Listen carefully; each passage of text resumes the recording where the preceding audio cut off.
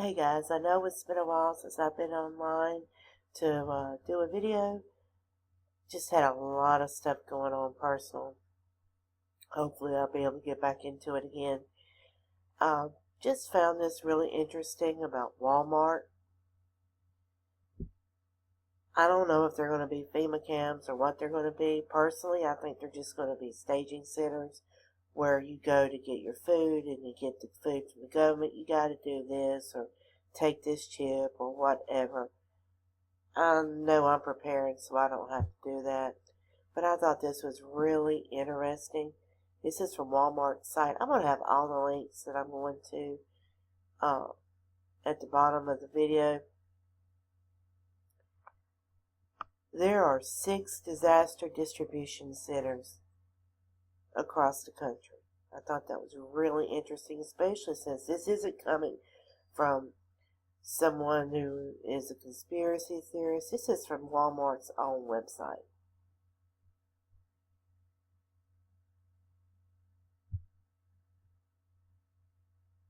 Disaster response and preparedness. This goes on to talk about what they've done with Katrina, their spending,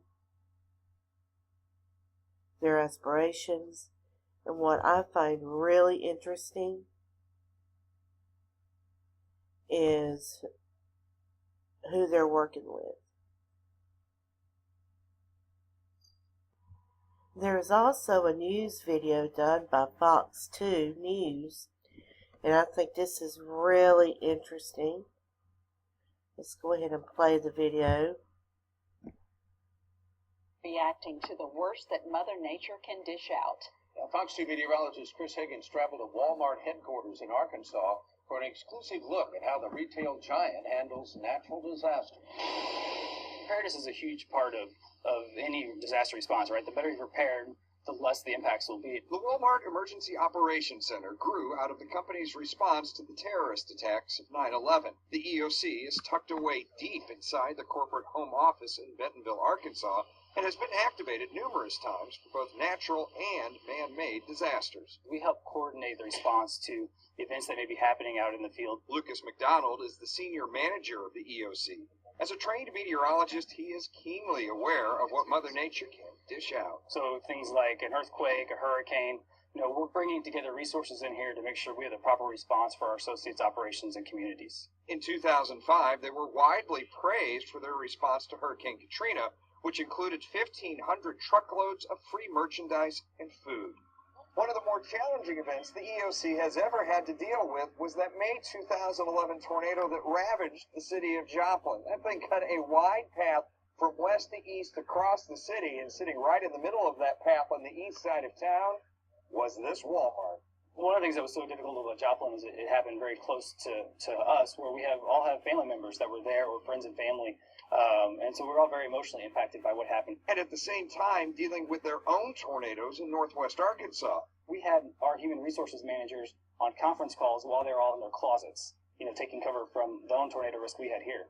When activated, the operations floor quickly fills with experts in transportation, merchandising, and logistics. Making sure our associates are safe, making sure we're looking at the impacts that we could have to our stores, where our associates may be deciding if we need to keep a store open or closed ahead of that storm, looking at the merchandise that needs to go into those stores, what the customers may be reacting to, and then also making sure, even ahead of the storm, that we have a plan for after the storm passes. Now, folks inside the EOC are also paying very close attention to what you're posting on your social media accounts. They want to know what you're saying about what you need, both before, during, and after an event. And based on what you're posting, they can make some pretty rapid changes to the supplies they're sending out. Reporting from Walmart headquarters in northwest Arkansas, Chris Higgins, Fox 2 News.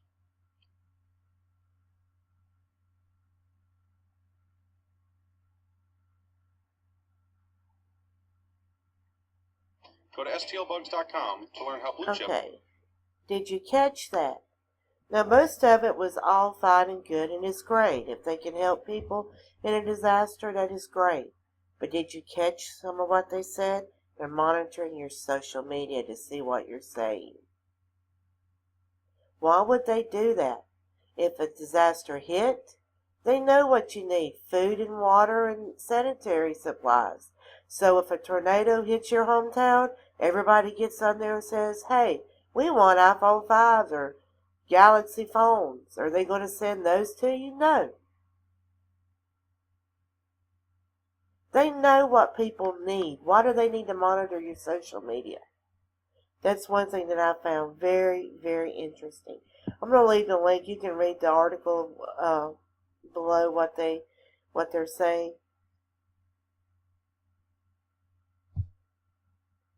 This is an interview with Mark Cooper, where he goes into further detail of what the Walmart disaster relief is.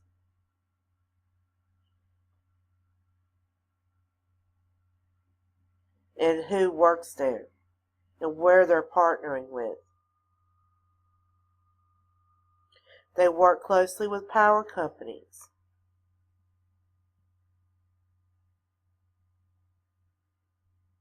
They have meteorologists on site. They work with, he states here that they have relationships with state and government federal officials. Very, very interesting. This is a very long article. I'm not going to go through the whole thing. You can read that. But you may be asking, who is Mark Cooper? Never heard of him. Well, I hadn't either. According to LinkedIn, Mark Cooper is a Senior Director of Global Emergency Management at Walmart. But that's not all. He's also associated with FEMA. Here we go. FEMA website. Mark Cooper. Now, you'll see articles about how Walmart can teach FEMA on how to do things, and FEMA was such a disaster in responding, and Walmart was so great. I don't understand why they're associated if there's such a difference in it. Another thing to consider, they're going through this length to be so prepared. This length to make sure they have all their ducks in a row. But yet you have Walmarts that say they're closing because the ground that they're built on is unstable. Does that really make sense? Do you think that an organization that has a meteorologist working for them to monitor storms will actually allow a store to be built on ground that wasn't tested to be sound? Or to have a new store, not an older, but a new store, to be closed due to plumbing issues? Don't you think that they would have vetted their contractors a little better? Another thing to consider, Walmart is all about making money too. You do not get to be as big as they are without making money. Do you really think that they're going to open a store, a brand new store, spend all that money to building it, paying the contractors, to getting it up to code, and paying whoever they have to get that done, just to close the store a year later? Does that really make sense of a company that actually knows how to make money and has been successful?